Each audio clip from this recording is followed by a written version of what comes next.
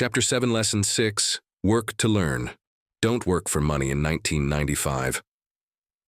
Granted an interview with a newspaper in Singapore. The young female reporter was on time, and the interview got underway immediately. We sat in the lobby of a luxurious hotel, sipping coffee and discussing the purpose of my visit to Singapore. I was to share the platform with Zig Ziglar. He was speaking on motivation, and I was speaking on the secrets of the rich. "Someday, I would like to be a best-selling author like you," she said. I had seen some of the articles she had written for the paper, and I was impressed. She had a tough, clear style of writing. Her articles held a reader's interest.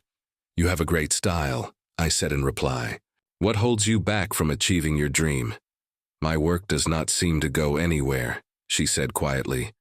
"Everyone says that my novels are excellent, but nothing happens. So I keep my job with the paper. At least it pays the bills. Do you have any suggestions?" "Yes, I do," I said brightly. "A friend of mine here in Singapore runs a school that trains people to sell. He runs sales training courses for many of the top corporations here in Singapore, and I think attending one of his courses would greatly enhance your career." She stiffened. "Are you saying I should go to school to learn to sell?" I nodded. "You aren't serious, are you?" Again, I nodded. "What is wrong with that?" I was now backpedaling. She was offended by something, and now I was wishing 11 had not said anything. In my attempt to be helpful, I found myself defending my suggestion. "I have a master's degree in English literature. Why would I go to school to learn to be a salesperson? I am a professional. I went to school to be trained in a profession so I would not have to be a salesperson. I hate salespeople. All they want is money, so tell me why I should study sales." She was now packing her briefcase forcibly. The interview was over. On the coffee table sat a copy of an earlier best-selling book I wrote. I picked it up as the notes she had jotted down on her legal pad. "Do you see this?" I said, pointing to her notes. She looked down at her notes. "What?" she said, confused. Again, I pointed deliberately to her notes. On her pad, she had written, "Robert Kiyosaki, best-selling author." It says, best-selling author, not best writing author. Her eyes widened immediately. "I am a terrible writer." "You are a great writer. I went to sales school. You have a master's degree. Put them together and you get a best-selling author and a best-writing author." Anger flared from her eyes. "I'll never stoop so low as to learn how to sell people like you have no business writing. I am a professionally trained writer and you are a salesman. It is not fair."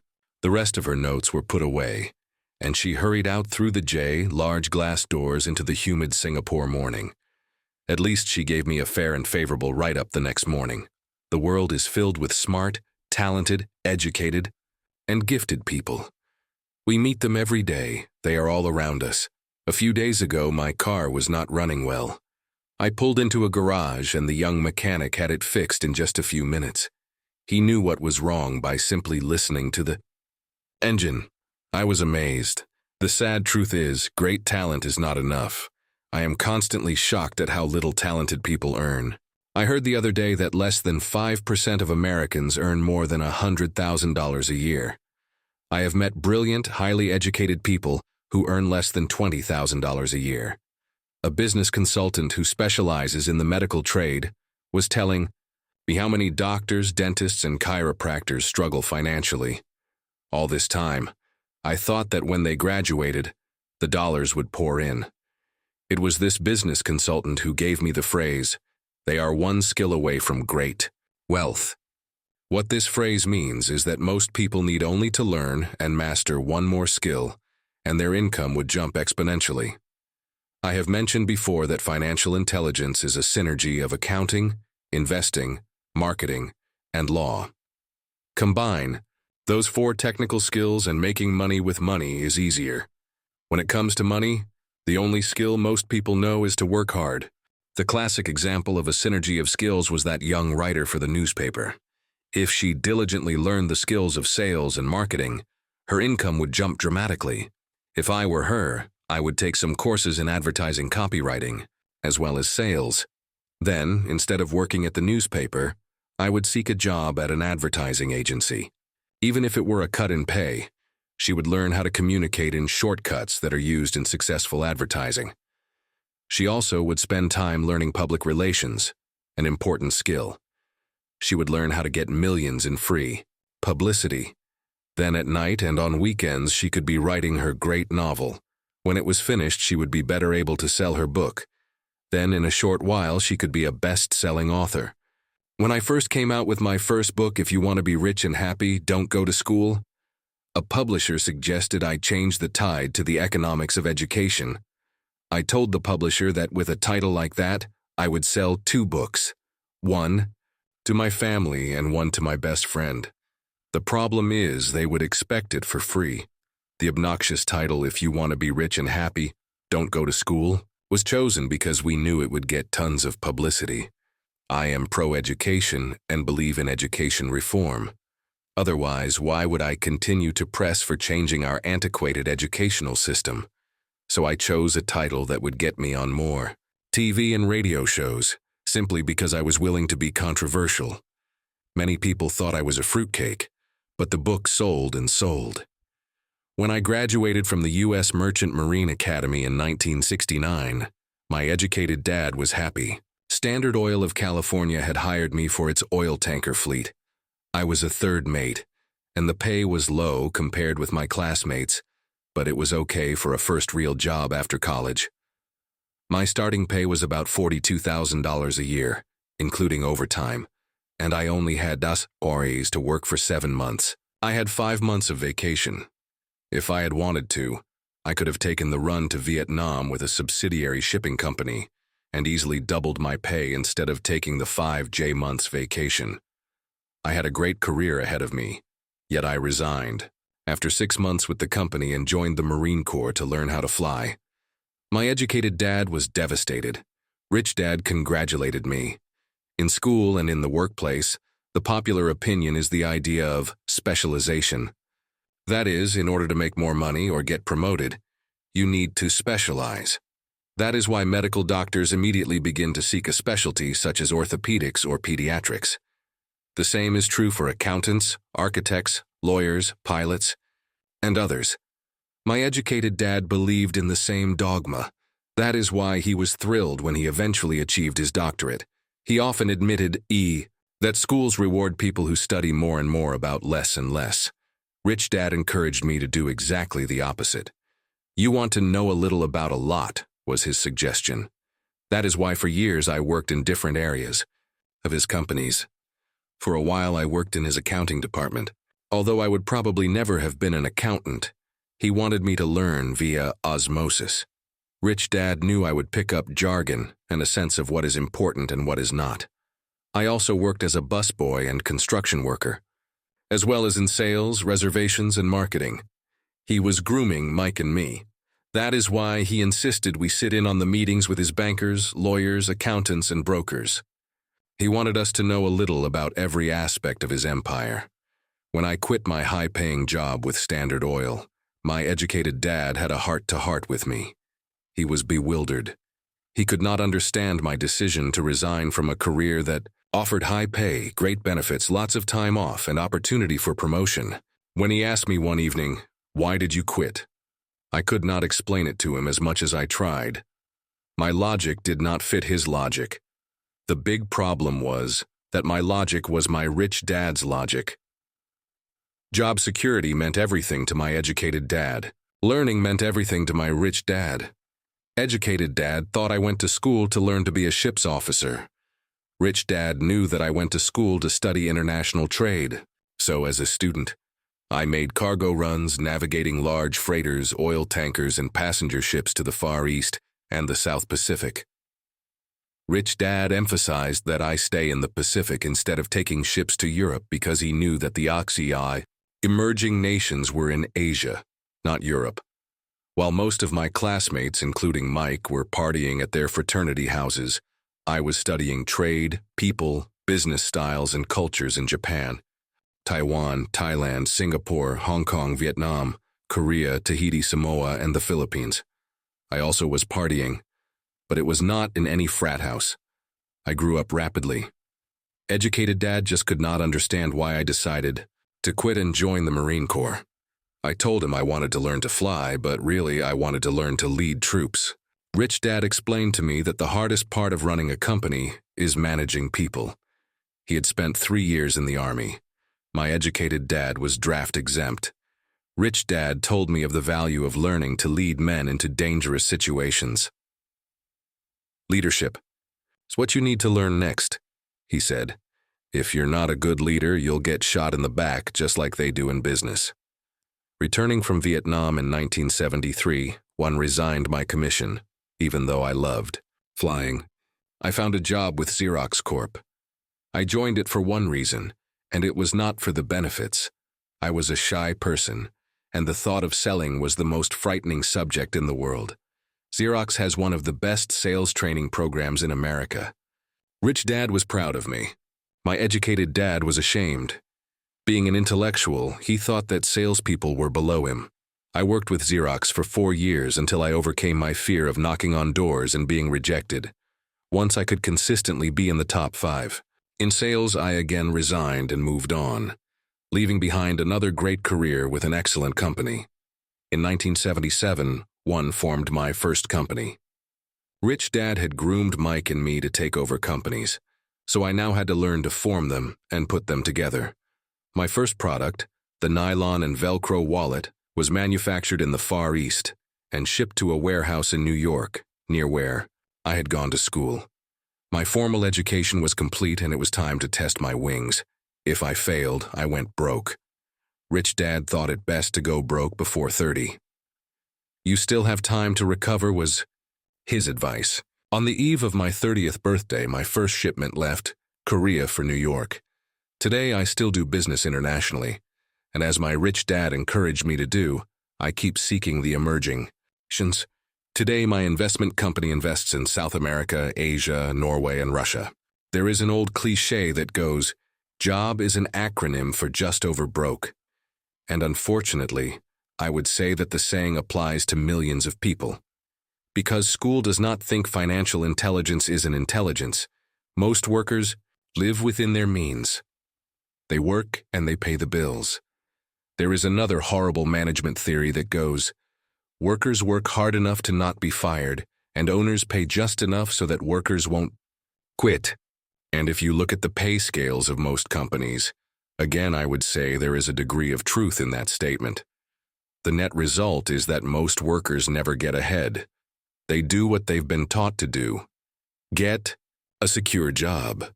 Most workers focus on working for pay and benefits that reward them in the short term, but is often disastrous in the long.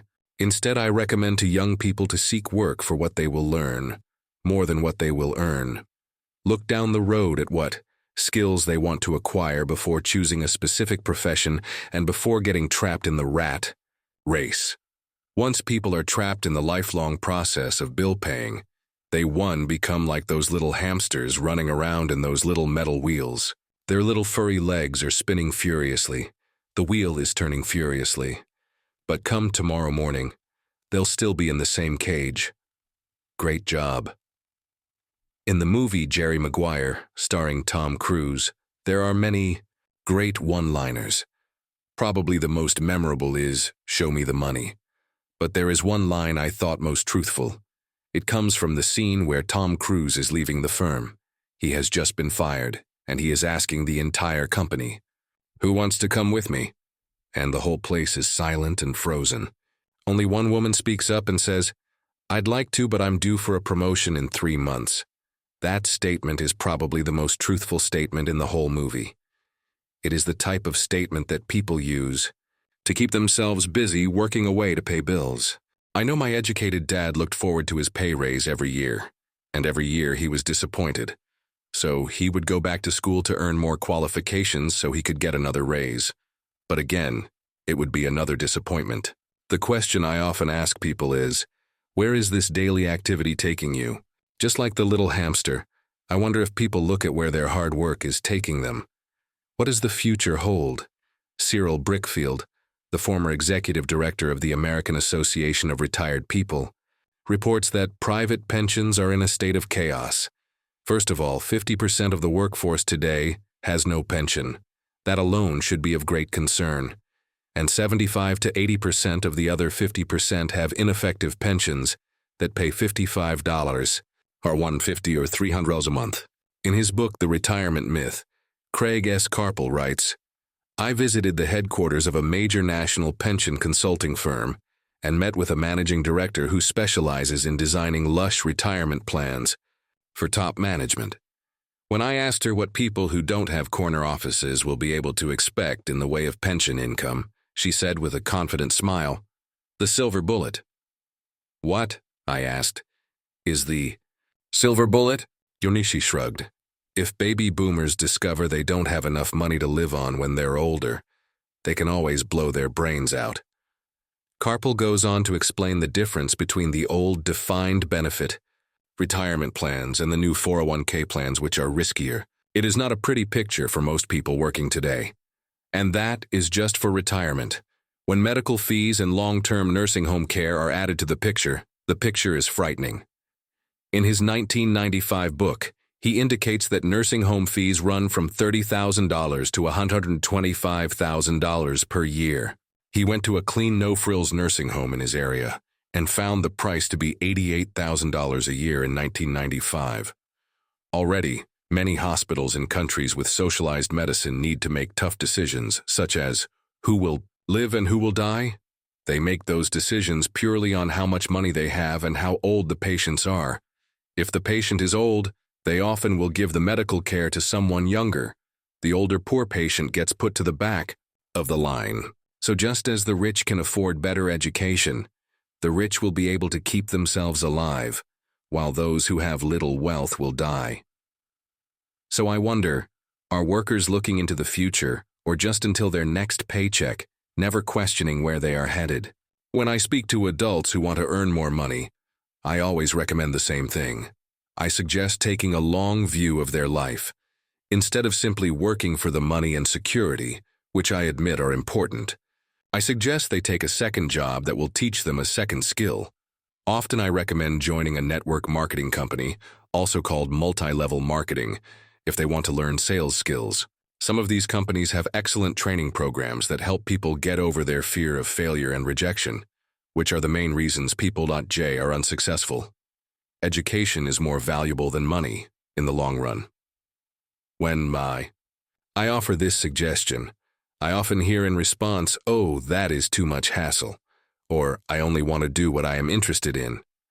To the statement of, it's too much of a hassle, I ask, so you would rather work all your life giving 50% of what you earn to the government.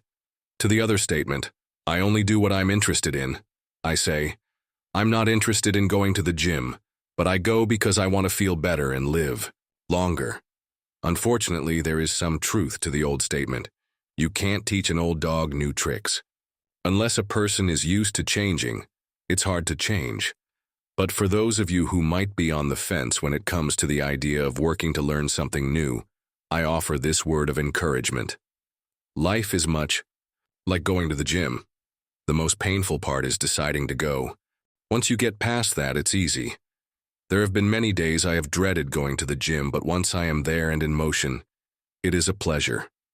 After the workout is over, I am always glad I talked myself into going. If you are unwilling to work to learn something new and insist on, instead, becoming highly specialized within your field, make sure the company you work for is unionized. Labor unions are designed to protect specialists. My educated dad, after falling from grace with the governor, became the head of the teachers' union in Hawaii. He told me that it was the hardest job he ever held. My rich dad, on the other hand, spent his life doing his best to keep his companies from becoming unionized. He was successful. Although the unions came close, Rich Dad was always able to fight them off. Personally, I take no sides because I can see the need for and the benefits of both sides. If you do as school recommends, become highly specialized, then seek union protection. For example, had I continued on with my flying career, I would have sought a company that had a strong pilots union. Why? Because my life would be dedicated to learn a skill that was valuable in only one industry. If I were pushed out of that industry, my life skills would not be as valuable to another industry. A displaced senior pilot with 100,000 hours of heavy airline transport time, earning $150,000 a year, would have a hard time finding an equivalent high-paying job in school teaching. The skills do not necessarily transfer from industry to industry, because the skills the pilots are paid for in the airline industry are not as important in, say, the school system. The same is true even for doctors today. With all the changes in medicine, many medical specialists are needing to conform to medical organizations such as HMOs. School teachers definitely need to be union members. Today in America, the teachers' union is the largest and the richest labor union of all. The NEA, National Education Association, has tremendous political clout. Teachers need the protection of their union because their skills are also of limited value to an industry outside of education. So the rule of thumb is, highly specialized, then unionize. It's the smart thing to do. When I ask the classes I teach, how many of you can cook a better hamburger than McDonald's? Almost all the students raise their hands. I then ask, so if most of you can cook a better hamburger, how come McDonald's makes more money than you? The answer is obvious. McDonald's is excellent at business systems. The reason so many talented people are poor is because they focus on building a better hamburger and know little to nothing about business systems. A friend of mine in Hawaii is a great artist. He makes a sizable amount of money. One day, his mother's attorney called to tell him that she had left him $35,000. That is what was left of her estate after the attorney and the government took their shares. Immediately, he saw an opportunity to increase his business by using some of this money to advertise. 2 months later, his first 4-color, full-page ad appeared in an expensive magazine that targeted the very rich. The ad ran for 3 months. He received no replies from the ad, and all of his inheritance is now gone. He now wants to sue the magazine for misrepresentation. This is a common case of someone who can build a beautiful hamburger, but knows little about business. When I asked him what he learned, his only reply was that advertising salespeople are crooks. I then asked him if he would be willing to take a course in sales and a course in direct marketing. His reply, I don't have the time and I don't want to waste my money. The world is filled with talented poor people. All too often they're poor or struggle financially or earn less than they are capable of, not because of what they know, but because of what they do not know. They focus on perfecting their skills at building a better hamburger rather than the skills of selling and delivering the hamburger. Maybe McDonald's does not make the best hamburger, but they are the best at selling and delivering a basic average burger. Poor Dad wanted me to specialize. That was his view on how to be paid more. Even after being told by the governor of Hawaii that he could no longer work in state government, my educated dad continued to encourage me to get specialized. Educated Dad then took up the cause of the teachers' union, campaigning for further protection and benefits for these highly skilled and educated professionals. We argued often, but I know he never agreed that over-specialization is what caused the need for union protection. He never understood that the more specialized you become, the more you are trapped and dependent on that specialty. Rich Dad advised that Mike and I groom ourselves. Many corporations do the same thing. They find a young, bright student out of business school and begin grooming that person to someday take over the company. So these bright young employees do not specialize in one department. They are moved from department to learn all the aspects of business systems. The rich often groom their children or the children of others. By doing so, their children gain an overall knowledge of the operations of the business and how the various departments interrelate. For the World War II generation, it was considered bad to skip from company to company. Today it is considered smart, since people will skip from company to company rather than seek greater specialization. Why not seek to learn more than earn? In the short term, it may earn you less. In the long term, it will pay off in large dividends. The main management skills needed for success are the management of cash flow, the management of systems, including yourself and time with family, Pra. The management of people. The most important, specialized skills are sales and understanding marketing. It is the ability to sell, therefore to communicate to another human being, be it a customer, employee, boss, spouse, or child. That is the base skill of personal success. It is communication skills such as writing, speaking, and negotiating that are crucial to a life of success. It is a skill that I work on constantly, attending courses or buying educational tapes to expand my knowledge. As I've mentioned, my educated dad worked harder and harder the more competent he became. He also became more trapped the more specialized he got. Although his salary went up, his choices diminished. Soon after he was locked out of government work, he found out how vulnerable he really was professionally. It is like professional athletes who suddenly are injured or are too old to play. Their once high-paying position is gone, and they have limited skills to fall back on. I think that is why my educated dad sided so much with unions after that. He realized how much a union would have benefited him. Rich Dad encouraged Mike and me to know a little about a lot. He encouraged us to work with people smarter than we were, and to bring smart people together to work as a team. Today, it would be called a synergy of professional specialities. Today, I meet ex-school teachers earning hundreds of thousands of dollars a year. They earn that much because they have specialized skills in their field as well as other skills. They can teach as well as sell and market. I know of no other skills to be more important than selling as well as marketing. The skills of selling and marketing are difficult for most people, primarily due to their fear of rejection. The better you are at communicating, negotiating, and handling your fear of rejection, the easier life is. Just as I advised that newspaper writer who wanted to become a best-selling author, I advise anyone else today. Being technically specialized has its strengths as well as its weaknesses.